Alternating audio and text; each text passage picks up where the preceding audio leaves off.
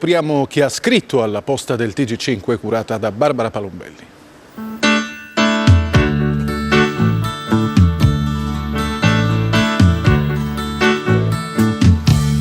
Buon pomeriggio a tutti. La lettera di oggi l'ha scritta un veneziano e un pensionato dell'Alitalia. Ha scritto, pensate, un'opera lirica. Il signor Roberto Pepe, buongiorno. Buongiorno a lei. Come si chiama quest'opera lirica? La Pescaria del Rialto.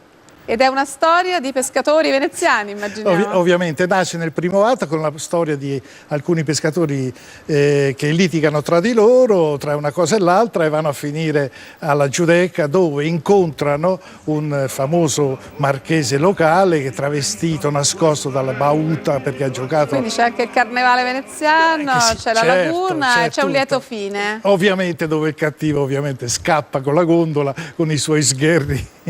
Bellissimo. Sì. La musica l'ha scritta il signore che è con lei, Pietro Alleggiani.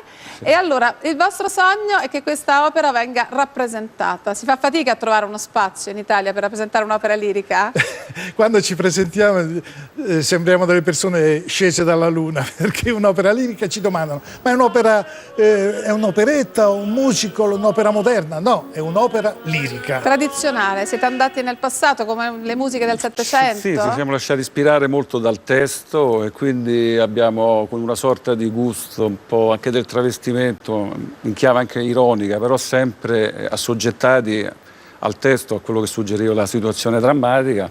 Abbiamo anche rivisitato le varie forme del passato, però quindi compaiono recitativi, arie. Questi signori hanno un'aria così divertita, sono venuti ridendo, con questo librone in mano che lei porta, lo spartito generale che se lo apre, ce lo fa magari vedere, cerchiamo di capire come si fa. Ecco, nelle ore libere lei ha scritto già anche delle altre commedie, vero? Sì, alcune cose.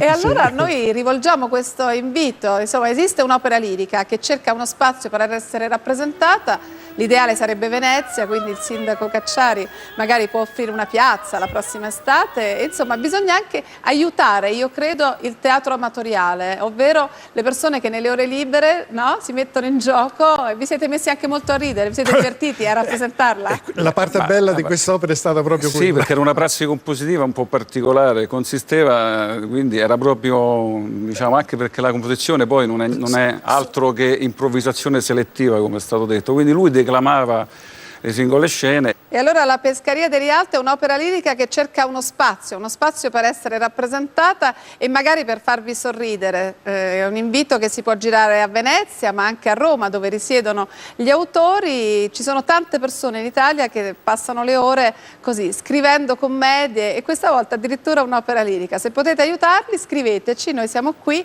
alla posta del TG5. C'è una piccola pausa. A tra poco.